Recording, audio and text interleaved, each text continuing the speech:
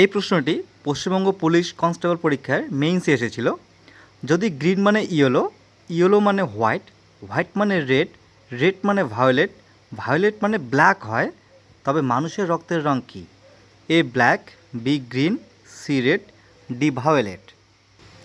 দেখো, গ্রিন মানে বলেছে ইয়েলো, ইয়েলো মানে বলেছে হোয়াইট, হোয়াইট মানে বলেছে রেড, রেড মানে বলেছে ভায়োলেট, ভায়োলেট মানে বলেছে ব্ল্যাক। তবে প্রশ্নে বলেছে মানুষের রক্তের রঙ কোনটি হবে। প্রশ্নটি একটুখানি বুঝিয়ে নাও। দেখো, গ্রিন মানে ইয়েলো বলছে, তার মানে হচ্ছে তুমি যদি গ্রিন বা সবুজ চাও তাহলে তোমাকে গ্রিন বা সবুজ ধরা যাবে না, তোমাকে ধরতে হবে ইয়েলো। আবার হলুদ বা ইয়েলো যদি তুমি ধরতে চাও তাহলে ইয়েলো হবে না, তোমাকে ধরতে হবে হোয়াইট।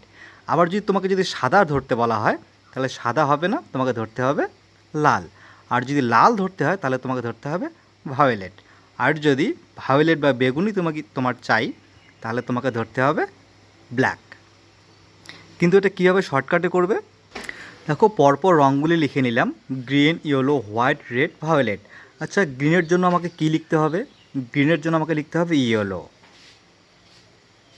আচ্ছা, আমাকে ইয়েলো মানে হলুদের জন্য কী লিখতে হবে? হলুদের জন্য লিখতে হবে আমাকে হোয়াইট। আচ্ছা, হোয়াইটের জন্য আমাকে কী লিখতে হবে? হোয়াইটের জন্য আমাকে লিখতে হবে রেড। আর রেডের জন্য আমাকে কী লিখতে হবে? ভায়োলেট। আর ভায়োলেটের জন্য কী লিখতে হবে? ব্ল্যাক। প্রশ্নে বলেছে মানুষের রক্তের রঙ কী? মানুষের রক্তের রঙ কি আমরা সবাই জানি কি? মানুষের রক্তের রঙ লাল। আর লাল মানে হচ্ছে কি? রেড। তাহলে রেড মানে কোনটা লিখবো আমরা? রেড মানে হচ্ছে ভায়োলেট, আমরা রেড মানে ভায়োলেট লিখব। তাহলে আমাদের অ্যান্সার হয়ে যাবে অপশান ডি। তোমাদের জন্য প্রশ্ন, সাদাকে যদি আমি নীল লিখি, নীলকে যদি আমি কালো লিখি, কালোকে যদি আমি হলুদ লিখি, তাহলে কাকের গায়ের রঙ কী?